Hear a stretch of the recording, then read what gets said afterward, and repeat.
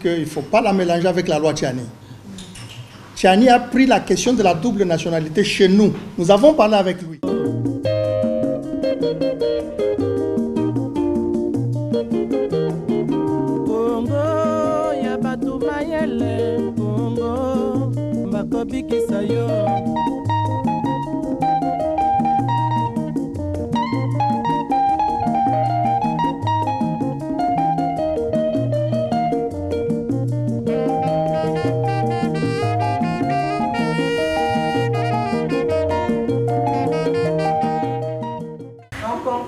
Dans le débat, j'espère que vous avez suivi la première partie en ligne. Dans cette deuxième partie de la première partie, on ne va pas s'attarder sur les statuts. On va juste terminer ça très vite. Et puis, on parlera de nos actions. Parce que bon, on a mis les statuts en place, mais qu'est-ce qu'on a fait depuis tout ce temps? Donc on s'était arrêté au fait qu'on disait qu'il n'y a pas à part les cotisations de membres, il n'y a pas d'autres sources de revenus pour nous. Tant mieux, ça nous permet d'être indépendants, mais par rapport à tout ce que nous voudrons faire, on aimerait vraiment que nos revenus soient plus conséquents. Oui. Alors, l'exercice social, ben ça, je vous laisse aller découvrir. Donc, comme on dit l'ASBEL, c'est une année civile, c'est-à-dire du 1er au 31 décembre. Les audits de comptes sont prévus, donc ceux qui veulent approfondir par rapport à ça. Alors, le règlement d'ordre intérieur, on en a parlé ici. Il y a un premier règlement, il y a un qui est fait,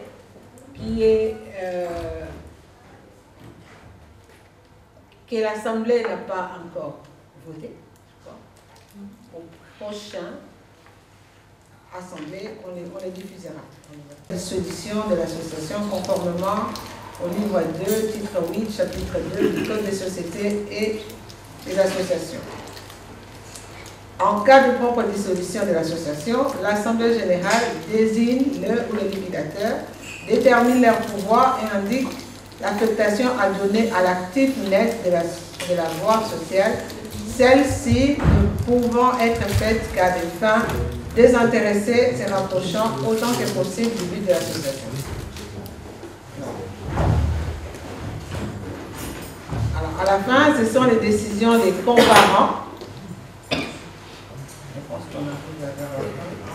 Donc, à l'instant, les comparants se sont réunis et ont pris les décisions suivantes à l'unanimité, décisions qui ne deviendront effectives qu'à dater du dépôt de l'extrait de l'acte constitutif du greffe du tribunal des commerces compétents lorsque l'association acquérera la personnalité morale. Mais nous l'avons déjà, cette personnalité morale. Il est ici, en effet, rappelé que les statuts seront communiqués au ministère de la Justice avec la demande de droit de la personnalité juridique et l'approbation des statuts, chose qui a été faite.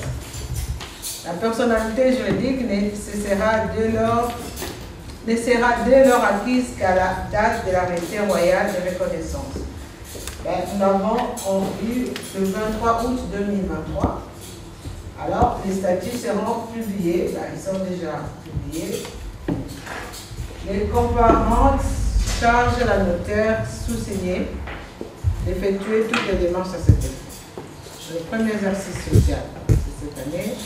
La première assemblée générale annuelle, c'est durant le premier trimestre du 2024, donc on y est.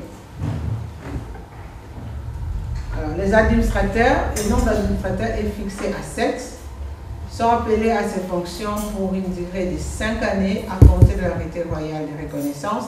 Donc, les mandats du conseil d'administration a commencé le 23 août 2023 et c'est pour une durée de 5 ans. Donc, on a M. Joël Chisso qui est le président, M.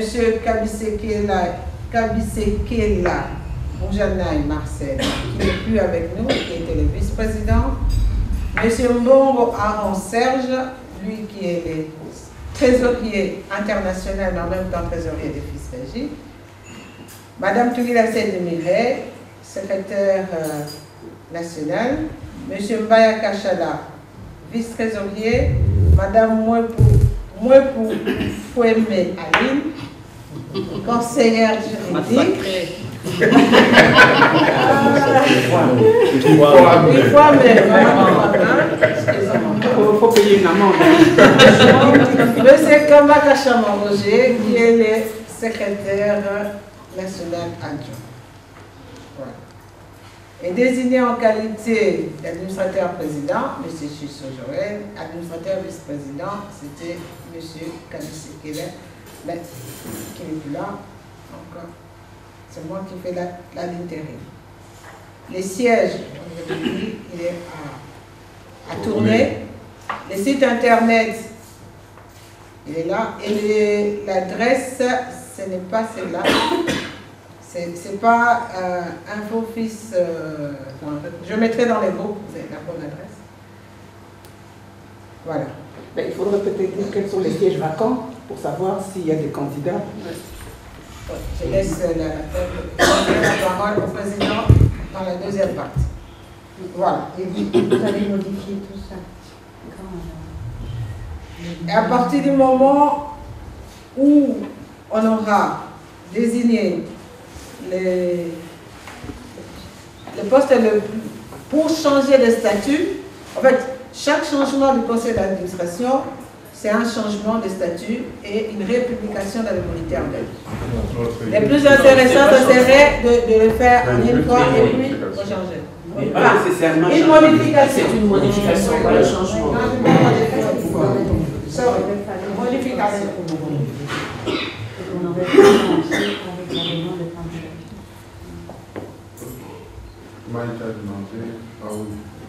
J'ai dit le président va s'en occuper.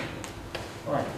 Donc ça, c'est ce qui était pour les statuts. Je ne sais pas s'il y a des questions par rapport à ça. Sinon, on passe à la dernière partie de premier point. Les derniers points de la première partie. Il est temps d'aller manger. Lire un truc comme ça, c'est pas facile. 22 pages.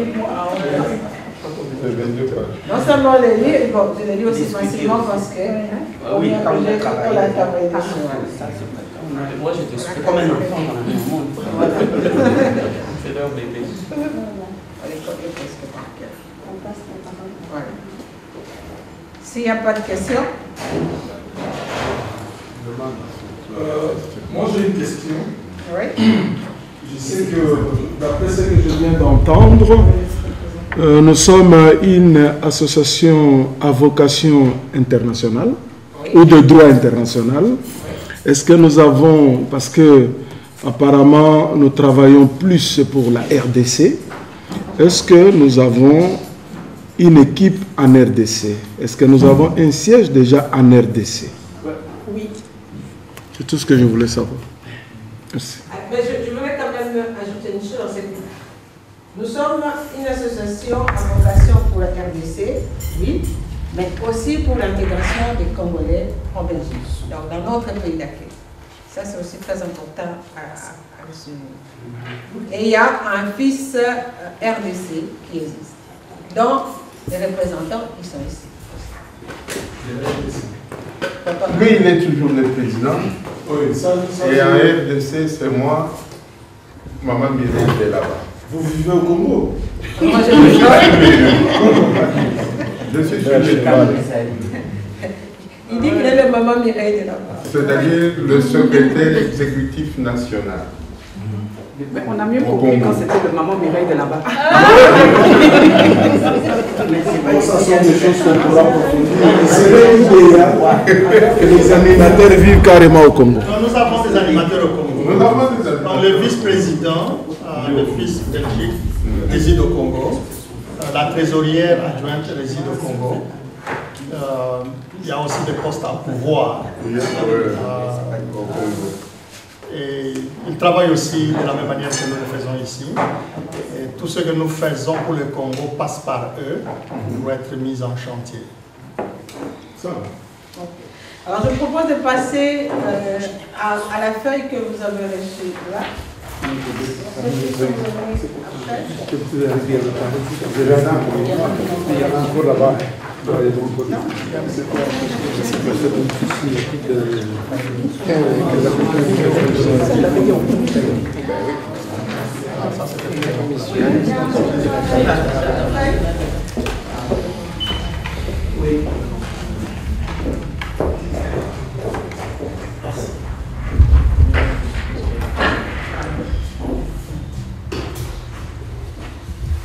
Alors par rapport à ça, en fait ça reprend un petit peu le résumé de ce qu'on a lu dans nos statuts.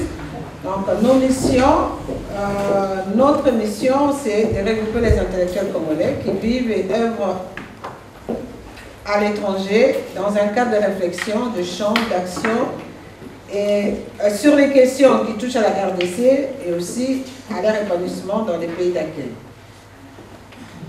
Les cadres d'action, nos objectifs, je vous laisserai relire, puisqu'on a dit tout à l'heure.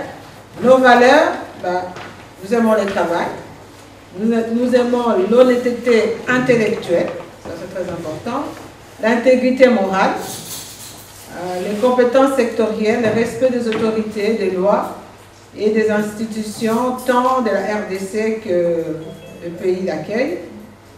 Et nous mettons un accent sur la tolérance aux autres.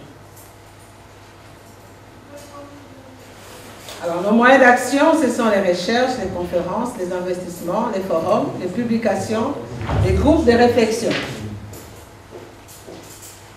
Et vous avez les bureaux de certains fils qui sont là. Il faut dire que ces papiers ont été faits l'année passée, mais il y a moyen d'actualiser parce qu'il y a des autres fils qui sont aussi déjà actifs parmi les fils internationaux. Alors, dans nos actions, on a dit l'année passée, il y a beaucoup qui ont été invités à l'Assemblée Générale Internationale des FIS et nous avons eu les sommets de la diaspora où nous avons aussi présenté les points qui sont parmi nos combats. L'un des points, c'est la question de la double nationalité. Beaucoup de Congolais, pour des raisons diverses, ont perdu leur nationalité d'origine et nous estimons que c'est un droit pour nous et aussi pour les générations futures d'avoir cette nationalité congolaise. Il y a des démarches qui ont été faites l'année passée. Nous n'avons pas réussi à placer les débats à l'Assemblée nationale. Nous ne nous arrêtons pas là et c'est pour cela qu'on a besoin aussi de motivation de beaucoup de Congolais parce que c'est une question très très importante. Cette génération est en train de passer, mais il y a une jeunesse, on a vu lors de la marche du 24, c'était la jeunesse des enfants congolais issus de l'immigration qui a quasi organisé cette marche. Et ces enfants-là, ils ne sont pas congolais au pays. Et nous devons, parce qu'ils ont aussi de l'expertise, ils ont aussi quelque chose à apporter au développement du pays, on se doit, en tout cas, pour que cette double nationalité nous soit donnée aussi. Je peux dire quelque chose? Oui. À propos de la double nationalité, je pense que cette année, nous devons passer à la vitesse supérieure, à savoir que nous avons déjà demandé tout, mais maintenant nous devons accuser. Parce que dans le gouvernement, parmi les députés, la majorité ont la double nationalité. Alors c'est très hypocrite de ne pas nous la donner à nous, parce que nous avons régularisé. Nous n'avons pas triché au pays pour avoir des papiers au pays, mais la plupart des députés, des ministres et tout ont la double nationalité. Or, le Parlement, c'est celui qui vote les lois, c'est le Parlement qui ne veut pas changer. Alors c'est très hypocrite. Donc maintenant, nous avons demandé, nous n'avons pas eu gain de cause, ils ne vont pas en discuter au Parlement parce qu'ils ont des intérêts qui ne sont pas les nôtres. Je pense que maintenant, il est question d'accuser les uns et les autres parce qu'ils ont la double. Nous avons vu le cas Bakonga, quand il a fui le Congo, il est parti à Brazza après avoir détourné. Qu'est-ce qui s'est passé? Il est arrivé, il voulait prendre l'avion pour aller aux États-Unis. Il a brandi son passeport américain. Je suis américain. On l'a rattrapé, on l'a ramené au Congo. Je suis congolais. Il est allé en prison. Il a corrompu. Et puis il est parti s'asseoir gentiment à narguer toute la population au premier rang du Parlement. Donc à un moment donné, la demande, ce n'est plus assez. On doit passer à la vitesse supérieure. Tout à fait. Avec des preuves. Oui, Moi, bien évidemment. Moi, j'ai déjà Il y a des preuves. ma nationalité congolaise, j'ai ma carte. Il y a des preuves, mais il y a aussi les preuves. C'est le cas. Personne ne peut me nier ma nationalité. J'ai ma carte d'électeur et j'attends la carte d'identité. On comprend que c'est un débat qui est très important, qui est très chaud. Dans le cas, oui, on sait très Mais bien. nous ne pouvons arriver au combat que si nous sommes structurés et si nous savons comment attaquer et si nous sommes forts. C'est pour cela qu'on a parlé ici des cotisations. Ça peut paraître beaucoup, mais si vous regardez face à l'ampleur du combat, ben les 300 €, il n'y a que 10 personnes qui donnent, c'est rien. Le fait aussi, c'est que... C'est-à-dire pour pouvoir dénoncer, parler et tout ça, il faut être présent dans les médias à l'international, mais dans les médias sur place. Et ça coûte. Il faut être présent dans des cadres de réflexion qui invitent aussi nos autorités. Ça coûte. Hein? On veut continuer les combats, mais avec nous tous. C'est-à-dire, à un moment, il faut que chacun mette la main à la poche parce qu'il y a du lobbying qui se fait en Belgique. Il y a des avocats qui font du lobbying pour ça.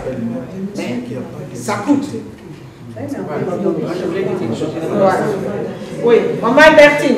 Moi, je voudrais dire, pour rebondir par rapport à ce que Maïté vient de dire, moi, je ne pense pas qu'il y ait besoin d'accuser qui que ce soit.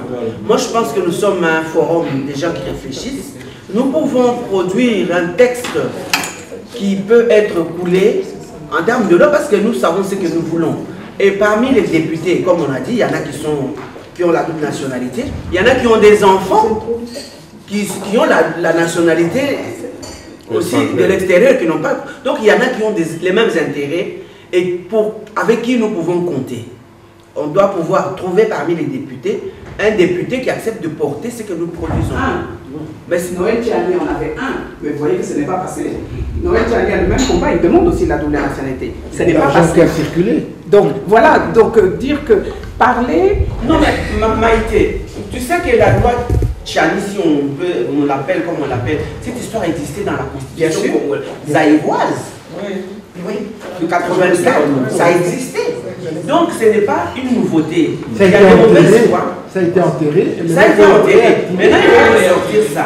Mais en même temps, ce que je voudrais dire, c'est que cette loi, elle est passée dans la population, dans la mentalité du Congolais. Le tout vrai Congolais, il croit. Même si les autres jouent à l'autruche, mais on peut dire que le Congolais, le vrai, il croit cette histoire-là. Et donc, on a déjà gagné. Mais ce n'est pas le Congolais. Mais il faut le légaliser. On va y arriver. Parce que c'est comme le moratoire. J'ai levé le doigt. Existait toujours. Je vais faire appliquer les règles. Oui, voilà. C'est quelqu'un qui donne la parole. Il y a quelqu'un derrière vous. On a dit dans nos valeurs, on tolère. On tolère tout. Mais il y a quelqu'un qui donne la parole. Il y a quelqu'un derrière vous qui a demandé encore. Il y a Maman Joa décidé. Oui, moi je voulais dire, c'est bien aussi de faire des lobbies et d'être intellectuel et de parler, mais il faut aussi montrer des faits. On peut parler, mais il faut, par exemple, il faut recenser tout ce qui se fait au Congo via une personne qui a une autre nationalité et qui fait déjà des actions de développement en RDC. Il faut cette liste-là.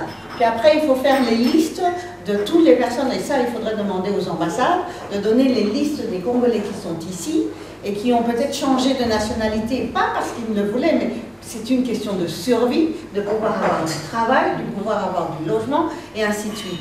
Mais qui sont toujours, en partie, reliés à un pays qu'ils veulent absolument, parce que sans que ce pays ne relève la tête, eux ne peuvent pas aussi relever la tête convenablement dans les autres et qu'on est toujours montré du doigt. Donc c'est ça aussi qu'il faut. Le lobby, je veux bien, mais il faut aussi donner des exemples bien précis et qui ne peuvent pas réfuter. Une question. Merci, maman. Est-ce que les ambassades nous donneront la liste de ces gens-là parce qu'il y a la protection de la vie privée? L'ambassade n'a pas le droit. C'est moi qui donne la parole. Je donnais la parole à tous les rôles. Je vais donner la parole au président.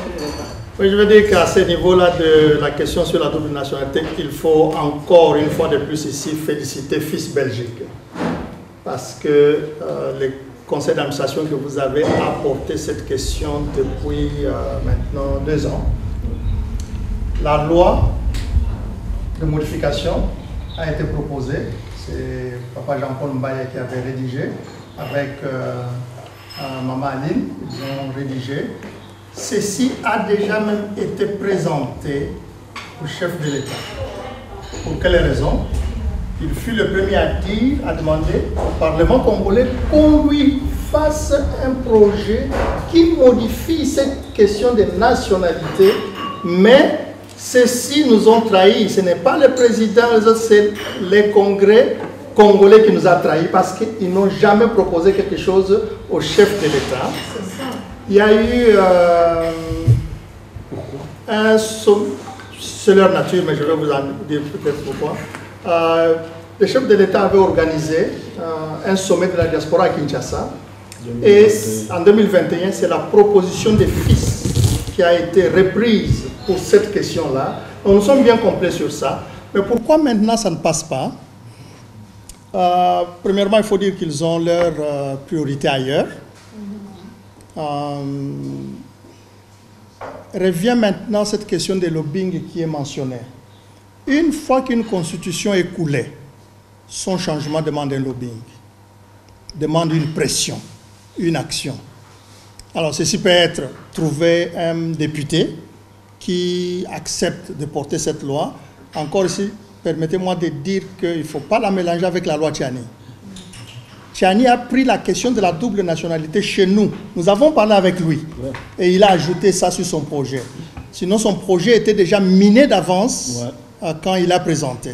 C'est pour cela que l'autre question de la nationalité devient liée et n'est pas facilement considérée. Nous devons utiliser nos moyens de défense. Nous avons fait des marches dernièrement pour la guerre à l'Est. Qui sommes-nous pour le faire? Parce que nous sommes Congolais.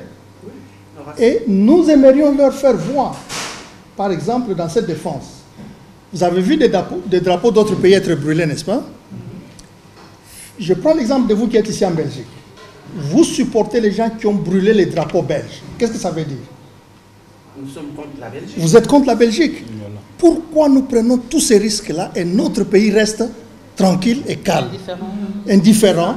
Voilà les moyens de lutte que nous devons utiliser. Mais à un moment donné, permettez-moi d'aller au-delà. Nous arriverons au point où, si vous quittez le Congo pour venir ici, ne réunissez les Congolais nulle part. C'est ce genre de pression et de lobbying qui peuvent les amener à reconsidérer la question. Mais encore là, c'est renvoyé aux autorités, surtout au nouveau Parlement, pour qu'ils considèrent ça. Ça a plus d'avantages que des inconvénients qu'eux pensent. Ils attachent ça généralement à la question rwandaise. Je dis, cela ne joue pas, ça ne se marie pas, c'est bien différent.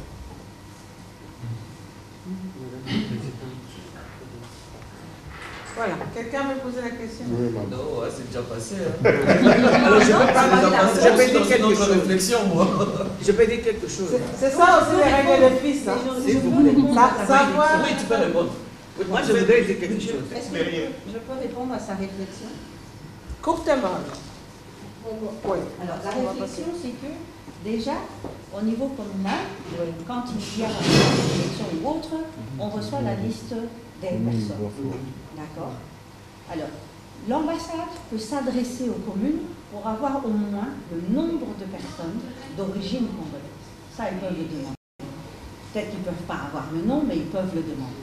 Et d'un autre côté, il suffirait que, sachant qu'il y a demandé ou faire passer sur Facebook un recensement. Vous n'oubliez pas ce recensement magnifique que Kabila a fait au Congo pour avoir tout le monde carte d'identité à chaque numéro de téléphone. Est-ce que vous avez un jour pensé, vous n'avez jamais entendu ça? Parce que moi j'étais au Congo à ce moment-là, j'ai vécu un an là-bas pendant ce temps-là. Kabila a recensé toute personne qui avait un numéro de téléphone. Celui qui ne montrait pas sa carte d'identité ou ne s'inscrivait pas, au bout de 12 jours, on lui coupait son téléphone. Donc, il y a des recensements qui se font d'une façon ou d'une autre. C'est toujours possible. Il suffit juste de pousser la bonne porte. Alors, moi, ce que j'allais dire, par rapport à ça, nous, à oui, quand nous organisons la manifestation du 30 juin, on demande à l'hôtel de ville d'envoyer des invités. Ils ne nous donnent pas la liste. Mais ils envoient quand même l'invitation aux Congolais qui n'ont pas encore changé de nationalité. Parce que nous ne connaissons pas tout le monde, eux ils connaissent, ils envoient l'invitation aux Congolais de la région qui n'ont pas encore changé de nationalité. Donc c'est une chose. Et ce que j'allais ajouter, ce que j'allais dire avant, c'était par rapport à ce que le président a dit. Qu'on s'accroche à cette histoire du Rwanda, c'est vraiment de l'hypocrisie, parce que nous avons 9 frontières. Pourquoi est-ce que les Rwandais deviendraient le centre de la terre? Nous avons 9 frontières. Nous avons des peuples de part et d'autre. Nous avons les Tchokwe au Congo et en Angola. Nous avons les Bemba au Katanga et en Zambie. Et ainsi de suite. Les Mwandi qui sont au Congo, en Afrique, en Centrafrique. Pourquoi est-ce que le Rwanda deviendrait le centre de la terre? Je peux comprendre. Parce qu'on a 9 voisins, on a 9 frontières à partager, mais c'est comme les corps. Et si vous avez mal à l'œil, et pourtant, vous avez aussi mal au pied, mais le mal de l'œil. Non, ça c'est par rapport à nous. Moi je parle par rapport aux autres là. Parce que pour qu'on en parle, pour que nous puissions être freinés dans tous nos élans, parce qu'il y a le Rwanda, c'est parce que le Rwanda n'est pas le Rwanda. Le Rwanda n'est que la face visible de l'iceberg qui est derrière le Rwanda. Et pour compléter, juste, j'oubliais, ici en Belgique, chaque personne qui reçoit sa nationalité belge. La parole. Moi, je crois que par rapport à la préoccupation de ma soeur, le Rwanda, c'est vrai qu'on cache derrière le Rwanda d'autres puissances, mais du moment où le Rwanda accepte d'accomplir cette mission, voilà pourquoi il devient centre de gravité. Effectivement, on refuse peut-être le changement le principe de double nationalité à cause de cela aussi, parce que le Rwanda a accepté de jouer, c'est ça le rôle, malheureusement. Mais moi, je quitte ce débat qui est très politique pour revenir au statut qui nous a été dit, surtout les documents qu'on nous a donnés. Ça, c'est la question que je pose au président. Parmi nos moyens d'action, on nous parle des investissements. Moi, ça m'intéresse, je serais curieux. Il s'agirait de quels investissements et comment FIS compte s'investir dans ces domaines. En ce qui concerne les investissements, quand c'est FIS qui les fait, nous avons retenu quelques secteurs. Le premier secteur que nous avons retenu, ou les deux secteurs que nous avons retenus pour le moment, c'est l'agriculture et la santé. Alors, comment est-ce que nous les faisons? Nous souhaitons le faire comme comment vous appelez encore ça quand on appelle les capitales? Une société coopérative. Si la présidente me permet, la présidente de séance me permet, je vous dis pourquoi nous avons choisi la société coopérative. Peut-être 90% de nous tous ici, nous avons déjà essayé d'investir au Congo. Et avec beaucoup d'argent. Certains sont revenus, ils ont fait des thromboses. D'autres sont morts même au Congo à cause des soucis parce que vous avez investi 100 000 $ et c'est parti. Et c'était toute votre retraite. Faut-il se décourager à cause de cela? FIS vient proposer une solution. Vous gardez le même esprit d'investissement, mais au lieu d'aller avec 100 000 vous-même, allez avec l'association de 10 autres dont chacun donne 10 000. Gardez les 90 000. De telle manière que dans cette entreprise-là, si vous perdez, vous n'avez perdu que 10 000. Vous avez le reste. Mais si vous gagnez, vous pouvez maintenant accroître votre investissement, soit dans les mêmes domaines, soit dans l'autre. Et le projet d'agriculture qui est déjà là, où nous avons eu aussi l'expérience négative au début. Heureusement pour nous, c'est parce qu'en tant qu'organisation, nous réfléchissons maintenant aux moyens de, si on échoue, qu'on n'échoue pas avec fracas. nous avons tout simplement dit nous mettons 7 000 $ comme essai dans le domaine. Et nous verrons comment ça fonctionne. Et de là, nous allons apprendre comment continuer. Les 7 000 $ certainement étaient perdus parce que c'est les capacités de gestion qui manquaient au pays. Nous avons donc appris que quand nous allons répartir, nous pouvons renforcer ces côtés-là. Et parce que les cotisations de quelques membres étaient déjà faites, je peux tout de suite la dire parce que c'était déjà publié dans quelques photos, que nous avons déjà acheté des tracteurs prêts à être expédiés pour Kinshasa et l'utiliser soit dans le Bas-Congo, soit dans le Bandundu, parce qu'une commission agricole a déjà étudié tous les projets, les coûts, les lieux et les matériels qu'il faut.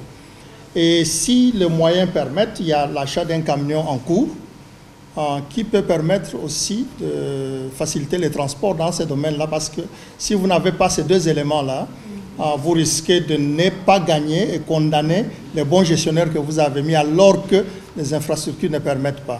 Dans la santé, c'est la même chose. Et c'est au cours de réunions comme ça, quand nous nous retrouvons, que nous décidons les bons projets dans lesquels nous pouvons nous investir. Je vais donner un exemple. Je n'accepterai pas qu'on mène fils dans l'investissement des mines. C'est très coûteux, c'est trop risqué. Et ça n'aide pas la population, ça continue à créer sa misère. Par contre, si nous allons dans une école privée, nous pouvons en même temps y gagner un peu d'argent, mais en même temps aider cette génération. Donc, il n'y a pas beaucoup de projets qui sont là, c'est les assemblées comme ceci, comme celle-ci, qui décident du projet. Et une fois qu'on décide du projet dans l'assemblée, on les tire des fils. Il n'est pas attaché, il devient une coopérative dans laquelle les individus investissent de l'argent pour gagner en retour. Voilà. Merci beaucoup, M. le Président. Je pense qu'en tant qu'association, nous voulons effectivement investir en RDC. Nous savons tous la misère qui sévit nos populations. Effectivement, à commencer par l'agriculture, c'est vraiment très louable. Mais bon, un grand pays comme la RDC, parler d'un investissement de 7 000, c'est vraiment un grain de sable dans la terre. Voilà. Oui, je sais.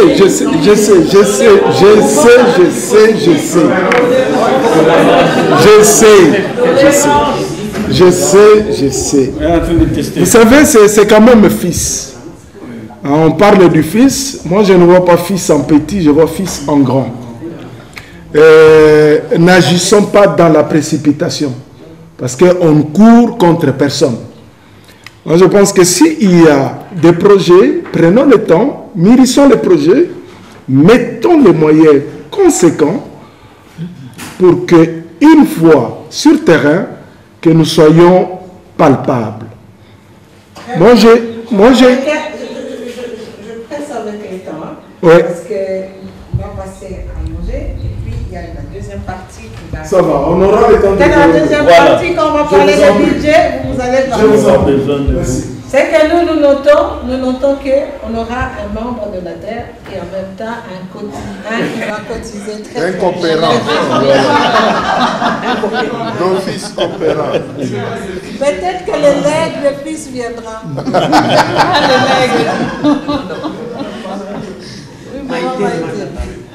Quand vous avez fait le projet agricole, est-ce que vous vous étiez renseigné au ministère de l'Agriculture? Parce que je sais qu'il y a comment on appelle ça, des antennes du ministère de l'Agriculture qui sont mises dans la plupart des provinces où on peut louer les tracteurs et tout ça à des prix moindres. Parce que, voilà, donc ça nous aurait peut-être évité d'acheter le tracteur. Et moi, j'ai les tarifs pour le Kassai, puisque moi je m'étais intéressé au Kassai, j'ai les tarifs de combien on loue le tracteur, de combien on paye la personne pour labourer, etc. Ça aurait peut-être évité d'acheter les tracteurs. Je ne sais pas si vous en étiez informé. C'était une première expérience. Voilà. Au niveau international. C'était pas un projet d'un pays. C'était tout le monde. Voilà. Ceux qui étaient intéressés par la commission d'agriculture l'ont fait.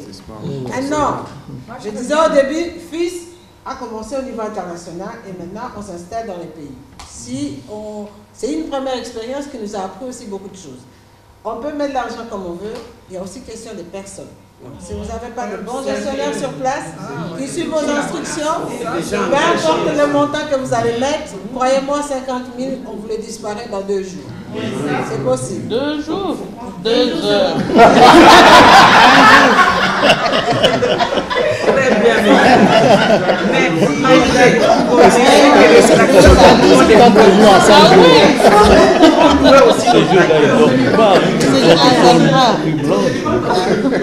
nous pouvons aussi louer nos tracteurs. Bien sûr, nous pouvons, mais moi je parle à la base, comme on n'a pas beaucoup d'argent, est-ce qu'on s'était informé? Et alors, manifestement, ce n'est pas le cas, mais c'est pas grave. On est au début, on apprend aussi au fur et à mesure des uns et des autres. La sagesse veut qu'on y aille pas à pas, pour que si on se trompe au premier pas, on se trompe d'avance. Voilà. Un peu moins la fois prochaine. Quoi. Mais ceux qui sont intéressés par la commission agriculture, il y a une commission agriculture dans l'Office international qui n'est pas très loin de chez nous. Je pense que beaucoup d'acteurs de commission agriculture sont en France. En France. Donc, question de décalage horaire, il y en aura moins. Parce que quand vous avez des réunions avec ceux qui sont de l'autre côté, il faut faire l'Australie, les pauvres. Il faut dormir plus tard ou c'est le retour parce que les autres aussi ils font la même chose. Donc, la commission agriculture, FIS international et en France. Mais dans FIS Belgique, on est aussi en train d'aller dans les commissions. Mais sans plus tarder, moi j'ai passé la parole à maman Aline. Oui. Pour. Ben. Voilà, parce qu'on est passé d'un... Pardon, notre investisseur, c'est... Je vais noter ici. Votre nom. Vous êtes d'office dans la commission. Jean-Paul, son nom il est sur la liste FIS Belgique. Capen. Oui. Ben, voilà, moi je vais intervenir pour 2 choses. Il y a quelque chose qu'on a enterré vite avant que le président ne parle ou que vous ne parliez des investissements. C'était la question de Rwandais. Et la deuxième chose, ça sera sur les investissements, bien entendu. Ben, ici, j'ai l'impression que pour la question des nationalités, c'est vrai que les autorités chez nous se cachent derrière la question de l'agression rwandaise pour retarder le plus longtemps possible la double nationalité des Congolais d'origine. Mais je pense aussi que, je ne veux pas appeler ça obsession, mais c'est comme si on ne voit que les Rwandais alors que nous avons beaucoup de problèmes avec nos voisins. Il y a la question des Mbororo qu'on essaye d'oublier. Les Mbororo, ce sont dans le Haut-Zaïre, là. Voilà. La grande province orientale. Ces agriculteurs qui viennent chez nous, les éleveurs qui viennent chez nous, où il y a les agriculteurs avec leurs bêtes, qui bouffent tout ce qui est planté dans les champs, qui pose problème avec la population locale, ça on a enterré, on a oublié. Il y a le problème de Kaemba. On oublie qu'avec l'Angola, on a des problèmes. Il y a le problème entre la frontière zambienne et le Katanga. On oublie tous ces problèmes-là parce que pour nous, c'est le Rwanda qui a pris les armes et qui est venu. Mais ces populations voisines ou frontalières ont des sérieux problèmes, il faut qu'on les protège aussi. Tout le Congo aujourd'hui est tourné vers l'Est et oublie les autres questions. Je pense que c'est une question qui doit être prise dans toute sa globalité et qu'on analyse les questions de nos frontières. J'ai été, il y a plus de 10 ans, à Mwanda. Je suis allée, il y a mon ancien patron au Congo qui voulait me faire visiter l'ancienne prison où Gizenga était emprisonné à l'époque coloniale, qui est dans l'île pour traverser du côté de l'Angola. Mais on a trouvé un seul policier à la frontière. C'est des frontières poreuses que nous avons chez nous. Absolument. Comment voulez-vous que cette question soit résolue si on ne prend pas au sérieux ce que nous avons? Ce n'est pas possible. Je crois qu'ici, on est dans le cadre de réflexion. On pourrait faire un travail à proposer au gouvernement qui pourrait être très utile. Oui, nous voulons la double nationalité, mais voilà comment nous les voyons en prenant en compte tous ces problèmes qui se posent derrière lesquels le gouvernement se cache pour nous refuser la double nationalité. Voilà. Et la deuxième chose que je voulais aborder, le président, en donnant ses explications, il a parlé de l'investissement dans l'éducation, dans d'autres termes. Moi, j'ai compris ça comme ça. Si FIS, par exemple, FIS Belgique se disait, OK, à long terme, comme notre frère l'a dit, comment vous appelez?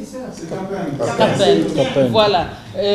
Comme il l'a dit tantôt, on se disait, OK, nous avons un projet d'une école pilote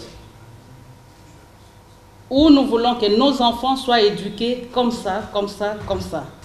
Et qu'on se prépare en faisant un programme, en mettant les moyens.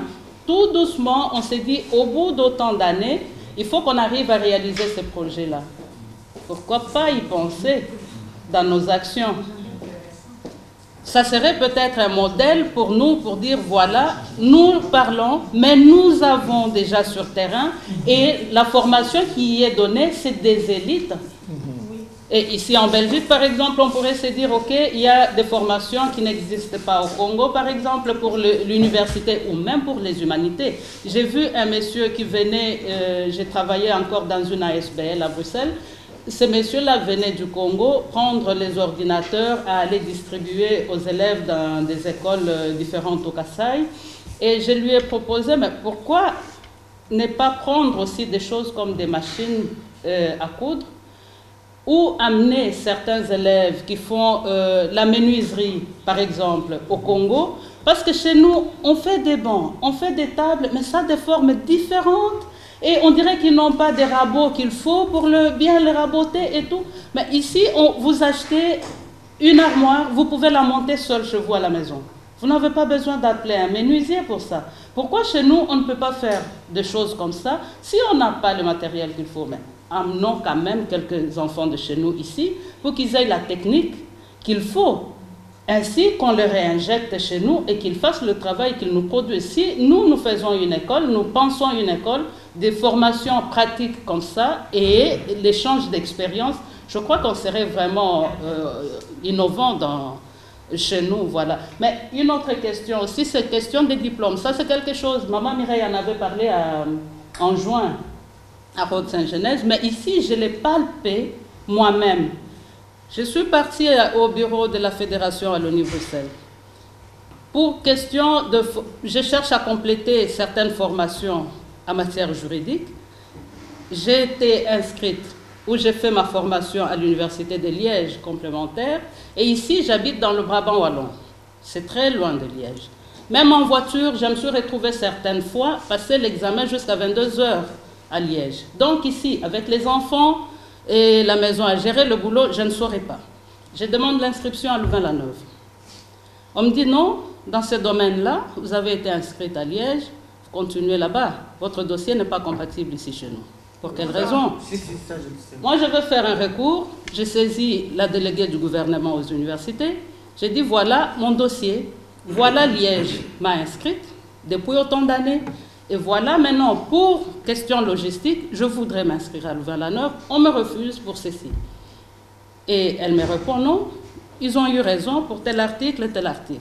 J'ai dit, mais Louvain-la-Neuve et Liège, on est tous dans la communauté française. Oui. Tous dépendent des règles de la Fédération à l'ONU Bruxelles.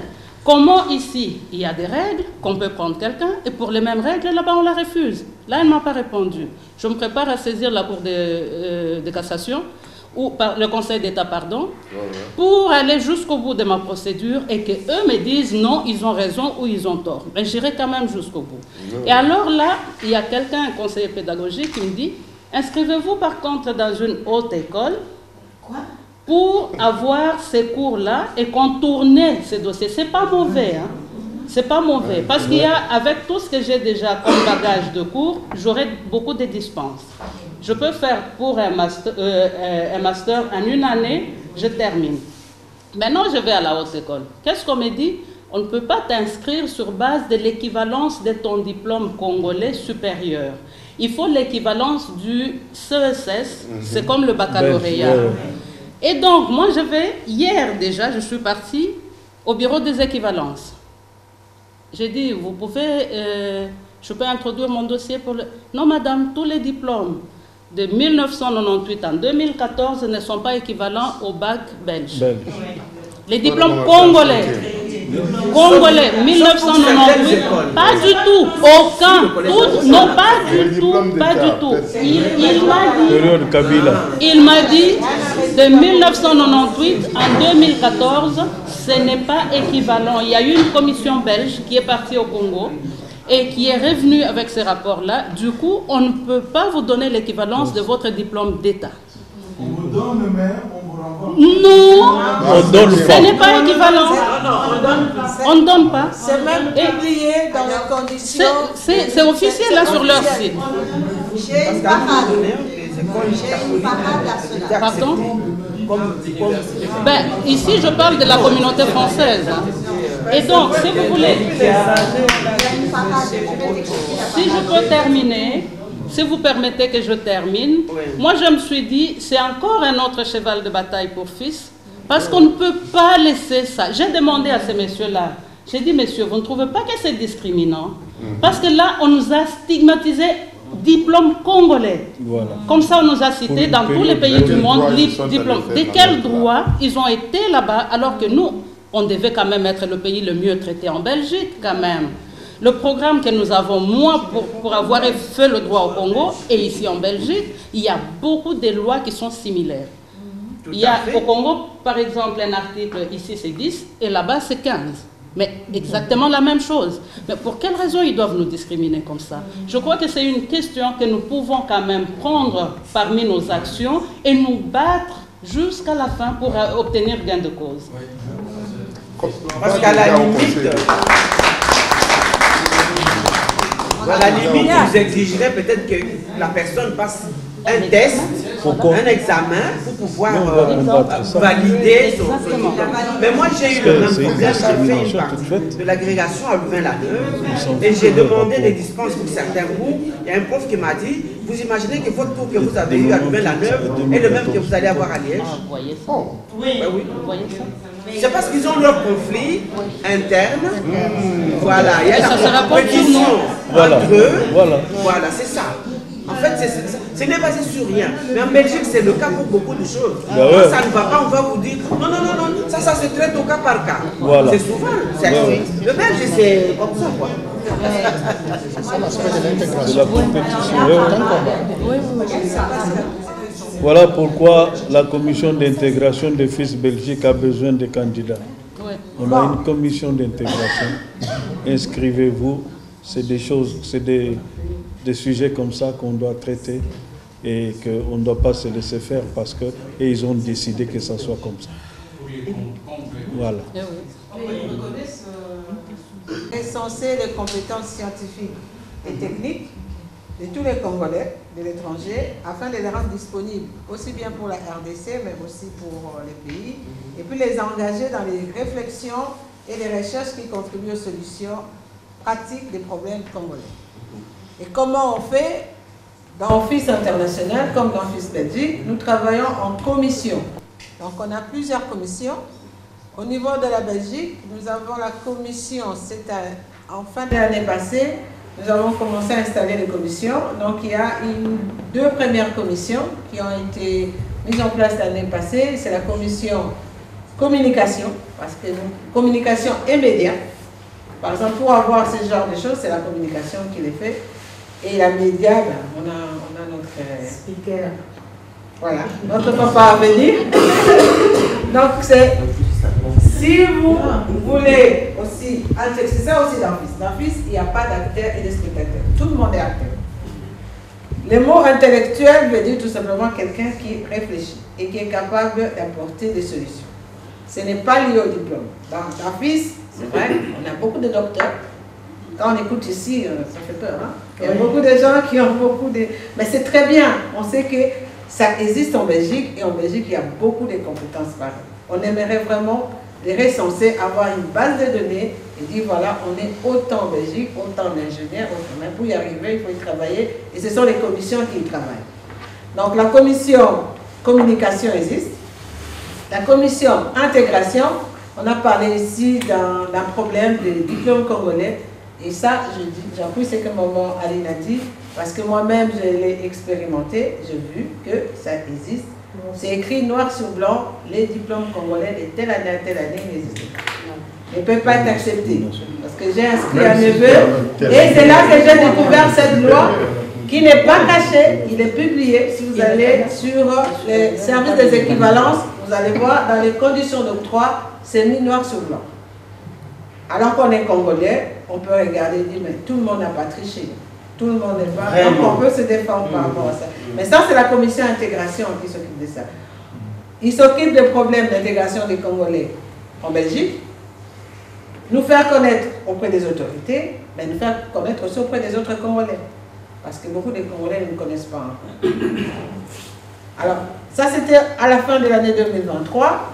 Au début de cette année 2024, on a commencé la commission femmes.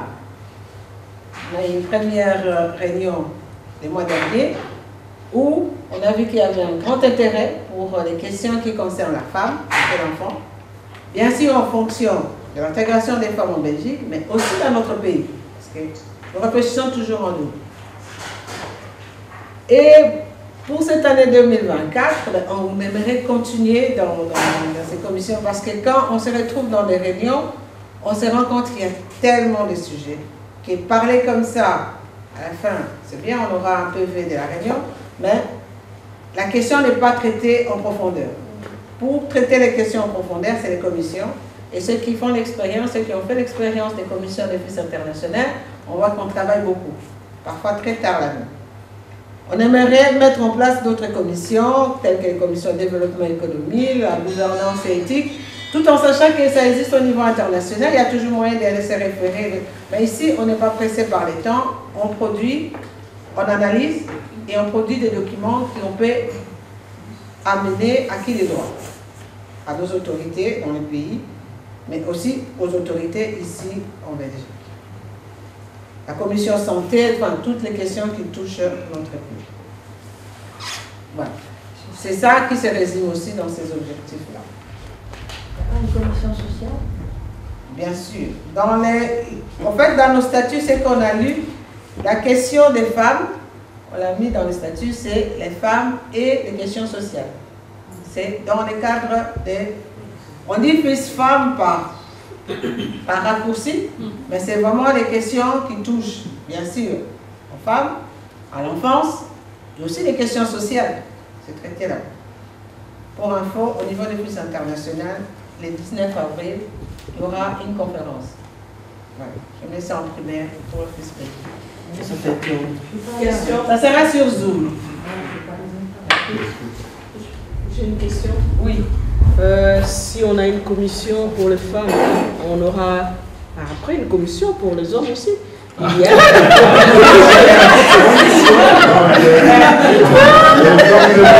a des problèmes qui touchent les hommes aussi.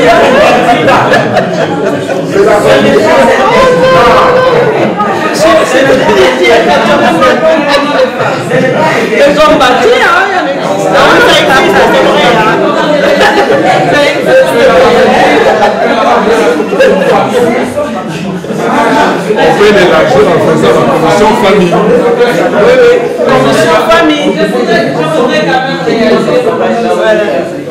Oui, ce n'est pas interdit si les hommes fassent une commission, mais le bien fondé de la commission femmes, c'est le fait que depuis l'origine, depuis que le monde est monde, les femmes, tout un mois, ça c'est peu, ça, on a toute l'année, en réalité, hein, parce que c'est nous qui dictons toutes les lois. Mais officieusement, effectivement, tous les hommes se font dicter par les femmes. Tous. Oui. Et officieusement. Mais ils n'ont pas seulement le courage de nous laisser le faire officiellement. Mais si ça marche bien, Si l'équilibre est là, il n'y a aucun problème. Mais seulement, je pense que les hommes ont aussi leurs problèmes. Moi, je vois par exemple le 19 mars, l'église fête Saint-Joseph. Je demande à une dame avec qui on est à la paroisse, mais tu es seule aujourd'hui avec ton mari? Ah, il est parti à la marche des hommes. Ah oui, pourquoi pas? Ils ont aussi des choses à se dire. dont ils n'ont pas besoin de parler avec leurs frères. C'est tout à fait naturel. Si les hommes ont besoin d'un moment d'être ensemble, de se donner des coudes, pourquoi pas? Voici l'expérience de fils. Voici l'expérience de fils. Si nous sommes là où nous sommes aujourd'hui, de la manière dont nous sommes connus, jusqu'à arriver à être connus par la présidence, c'était les femmes fils. Quand nous avons commencé, elles furent les premières à lancer des manifestations de grande envergure qui nous ont fait connaître au pays. Donc, vive les mamans.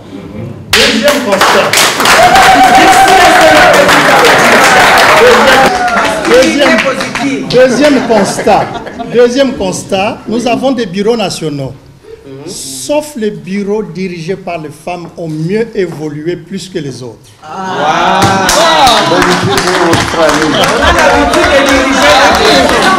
a l'habitude de diriger la maison. Oui. Tu laisses la maîtrise. Oui. Mais les hommes aussi, c'est lui qui les éduque. Tous les hommes là n'ont pas envoyé. Ils sont jaloux.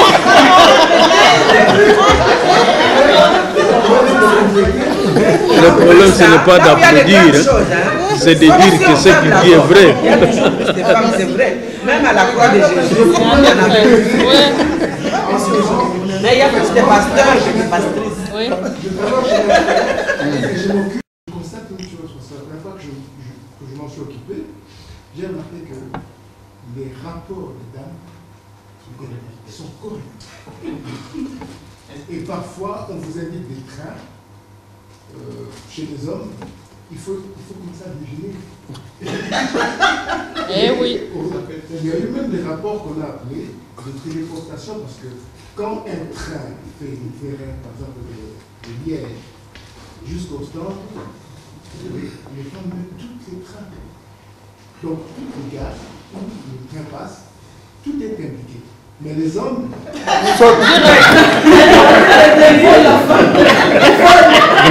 partout. Le train arrive à Bruxelles, mais on le trouve en stand, mais on ne sait pas ce qu'il a fait en fait.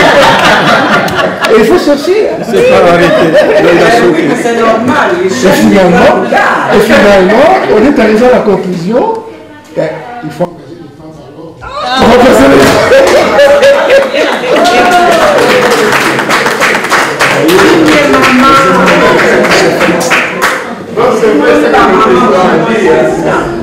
Écoutez, on va pas nous massacrer comme ça.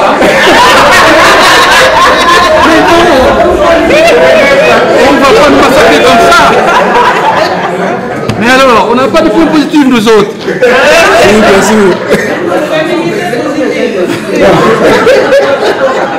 Bon, de toutes les façons, aujourd'hui, nous avons parlé de fils, de ce que les hommes savent, les femmes savent faire, mais quand on regarde dans le monde entier, la plupart des chefs d'État sont des hommes et nous voyons comment le monde fonctionne. Donc, moi, j'ai proposé, quand le président a dit qu'il espérait qu'après lui, ce soit une femme présidente, moi, je propose que pendant toutes ces années où les hommes ont fait, il y a eu des guerres, bon, qu'on donne un peu la chance aux femmes, hein, parce que comme on dit, il y a le proverbe qui dit que derrière tout grand homme, il y a une grande femme.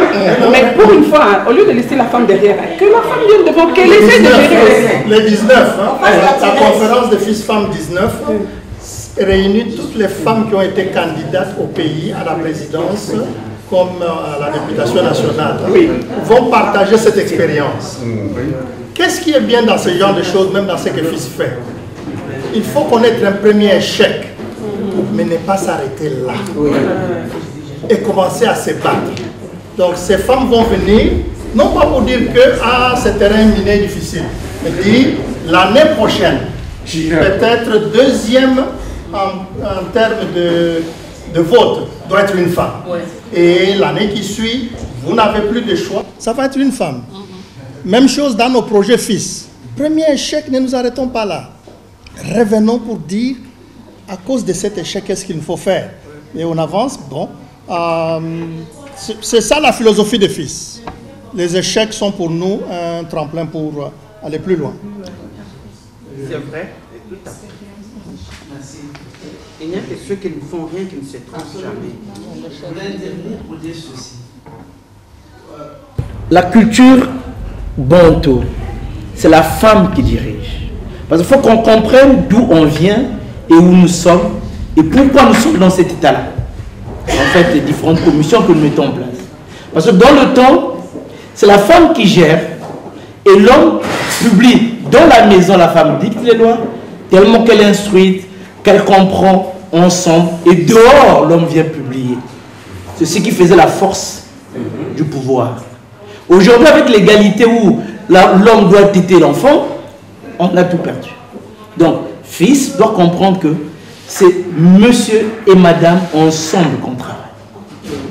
Et que la femme est tellement sensible qu'être à la tête d'un État, c'est pas facile. Pourquoi? Il arrive des moments où on prend la décision pour tuer. Il faut tuer. Non, sincèrement, je suis là dans la réalité. C'est-à-dire, vous arrivez devant un fait, c'est une guerre, on vous envahit, on dit mais il faut tuer. La femme ne peut pas. Elle est maman. Elle a un cœur sensible. Donc elle ne peut pas protéger le pays. En tant que dirigeant, vous êtes obligé de protéger votre pays. Donc c'est pourquoi la femme, par contre, il faut qu'on travaille ensemble, reprendre cette culture. Mais c'est la femme qui dirige. C'est elle qui connaît qui est malade. Quand maman est l'enfant est malade, c'est elle qui connaît quelle nourriture il faut préparer pour que... Parfois, il y a 2-3 nourritures parce que maman a d'autres problèmes, le papa a d'autres maladies, l'enfant a d'autres maladies. Ça, c'est la maman qui gère. Elle connaît la popote, elle connaît les habits, elle connaît même les tenues, les chaussettes. Donc, la femme en Afrique est le centre. Oui, en Europe aussi. En Europe, on commence à perdre. En Europe, c'est le cas chez vous, vraiment merci. Donc, ce que je veux seulement dire, c'est qu'on coordonne ces choses que nos ancêtres nous ont laissées. Fils sera fort et on aura une société qu'on va reconstruire parce qu'on est en train de bousculer un peu certaines règles et on ne veut pas aller dans ce sens. Merci beaucoup. Et d'ailleurs, d'où l'expression, derrière un grand homme. C'est ça. Mais il ne faut pas sous-estimer les femmes quand on ne peut pas. Excusez-moi.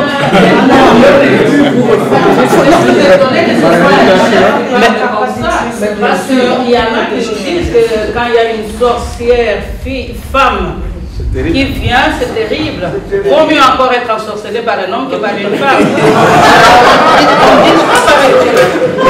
Ils ont peut-être expérimenté. Elle tue sans qu'ils sait.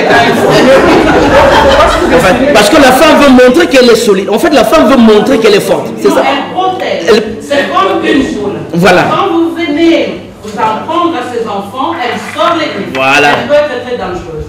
Et là, je pense que dire que les femmes ont pitié, non, les femmes sont trop protectrices. Voilà. Ça, elles savent défendre quand il rêve. Ça, c'est vrai. Et protégez-nous. Ce n'est pas seulement en tuant. Protégez-nous comme son Miradoua. Allez, vous avez la main. Il y a eu des temps forts, de Margaret Thatcher, tout ça. Celle de l'Allemagne ici. Oui. Ce qui est bien dans le débat, c'est toujours Je vais apporter une petite réflexion par rapport au document qui est présenté ici, sur base de tout ce qu'on s'est dit.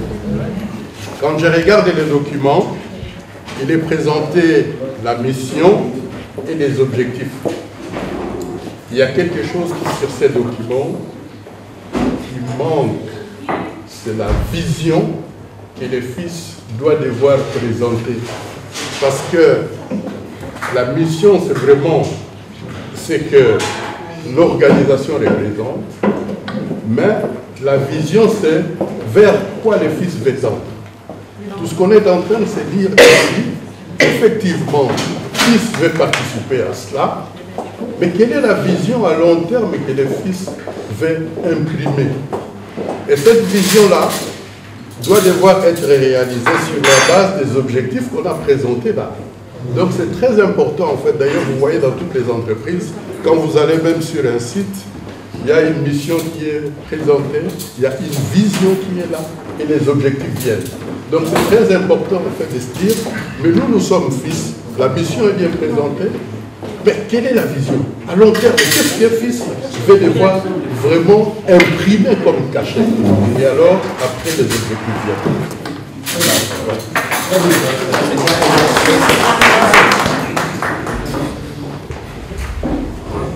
Je crois que les ventres commencent un peu à gargouiller. On arrive tout doucement vers la fin de cette première partie. À la deuxième partie, nous allons parler plutôt argent, finance, budget. Cette préoccupation mérite d'être abordée. On a pris note, oui. Ok. Le moment est écrit. Attention derrière vous. Et dans cette vision, parce que nous sommes en train de discuter, il y a des esprits qui proposent là. Quelqu'un s'est dit, voici une phrase clé. N'hésitez pas de proposer ce qui va être considéré pour ressortir cette vision résumée. Et... Exact.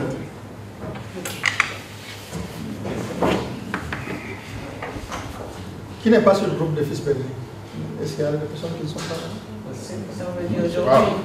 Comment? Ceux qui sont venus aujourd'hui. Oui, on peut les ajouter. Donc, il y a... Ok, je vais l'ajouter. Ça, vous pouvez tirer les rapports. Donc, l'année passée... Quelqu'un d'autre? Le numéro 25. Le numéro 25 aussi. Quelqu'un d'autre? Le chef?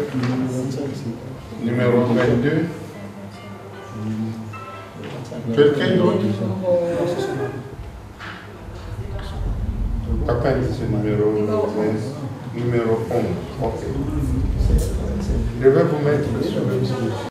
Si vous parlez d'adhérents en termes de ceux qui payent leurs cotisations, ça serait une honte si je le dis ici. Nous sommes congolais, vous comprenez ce que je veux dire. Mais ceux qui... Donc, sympathisants. Ils ont promis, mais ils n'ont jamais payé. D'ailleurs, je peux vous dire qu'en 3 ans, si nous devons récolter les dettes aujourd'hui, Fils doit récolter environ 300 000 $ auprès de ses membres. Ça vous donne le nombre que nous sommes. Nous sommes au-delà de 4 000 membres. Sympathisants tous. Et quand vous vous taisez ici, on me réveille toute la nuit. Fils n'a pas parlé. Fils doit parler. Mais Fils parle avec un peu d'argent quand même. Si l'autre problème de nationalité n'est pas avancé, c'est parce qu'il fallait financer les dépenses pour réunir les députés, aller dans la presse, ainsi de suite. Donc, nous sommes vraiment nombreux comme Fils, membres, mais ceux qui payent, ça ne dépasse pas 50 personnes. Et en Belgique, nous sommes à beaucoup? En Belgique, nous sommes une cinquantaine de membres sympathisants et effectifs. Sympathisants et effectifs. Nous sommes à 57. Eh ben, on va les stimuler, hein. On va stimuler ce petit monde. 59. Combien? Combien? 59. Vous dépassez les 60 quand on ajoute les autres aujourd'hui. Mais les effectifs, il y en a combien? Et si chacun se donnait un défi pour 2024, qui a signé le papier, effectif qui paye ses cotisations. Non, qui a payé ses cotisations, c'est ça les effectifs. C'est très peu. Je pense qu'on est les 10%. 10-15 personnes qui payent. 15 personnes. Quand quelqu'un donne un franc, il veut savoir qu'est-ce que fait avec le franc qu'il donne. Et ça, c'est très important.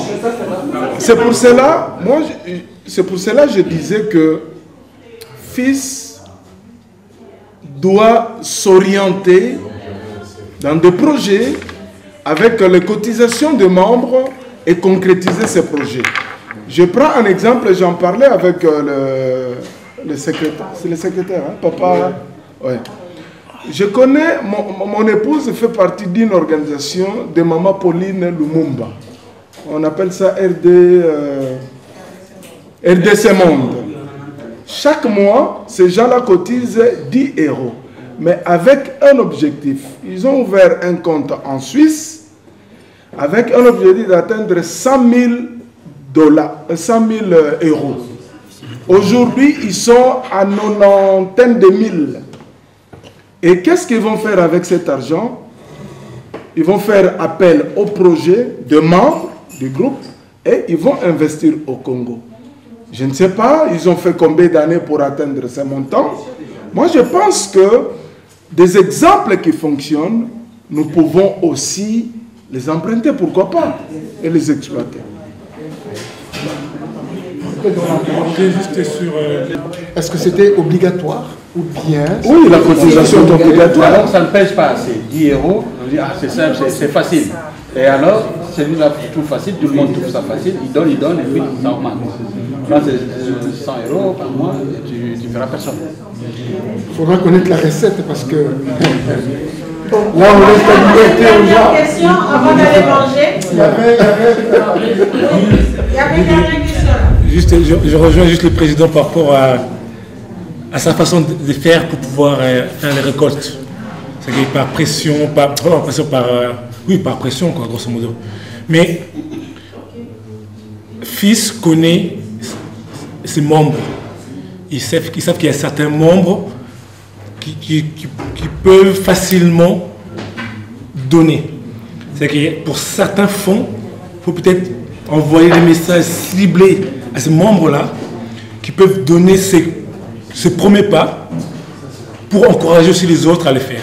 C'est-à-dire que moi, personnellement, la demande pour les 1000 euros pour ici, le message a été noyé par les différentes conversations qu'on a. Voilà. C'est-à-dire que, vu que dans le groupe, on parle de sujets, mais des fois, il y a beaucoup trop de notifications et qu'on doit des fois remonter pour savoir quelle est l'histoire, de quoi on parle. Mais par contre, envoyer des messages ciblés à certaines personnes clés, on dit voilà, telle personne sera sûrement intéressée par ce projet, ça peut vraiment donner les premiers pas pour encourager les autres aussi.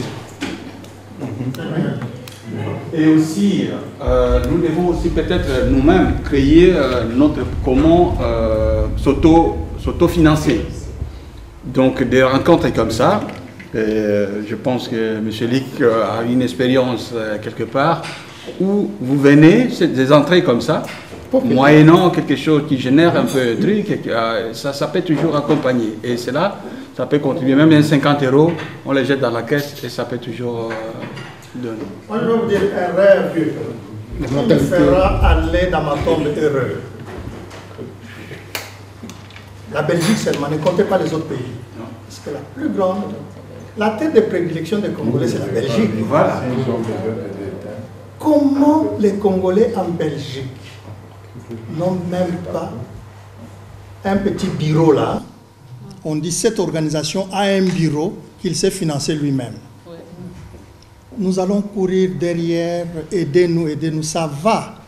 Mais cet esprit appauvrira plus que quand nous construisons nous-mêmes.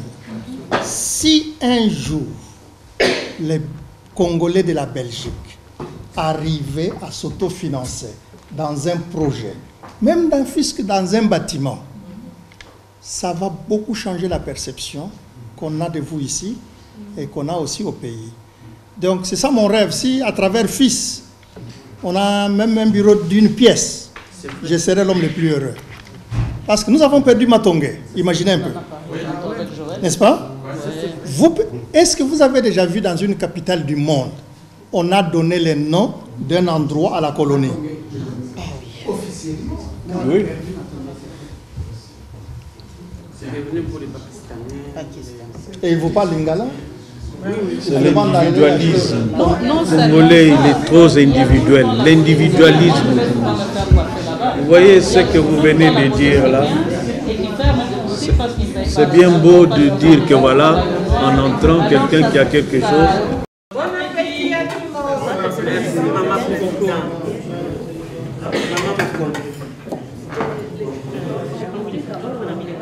Ah, apparemment il n'y a pas de couteau.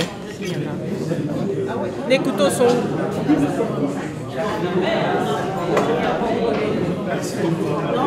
Il y a les côtés, il y a les...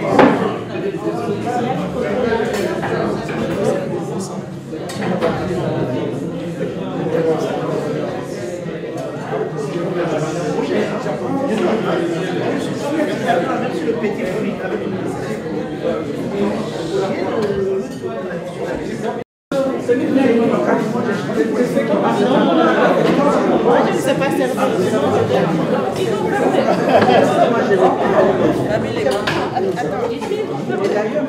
je pense que ça sert à rien.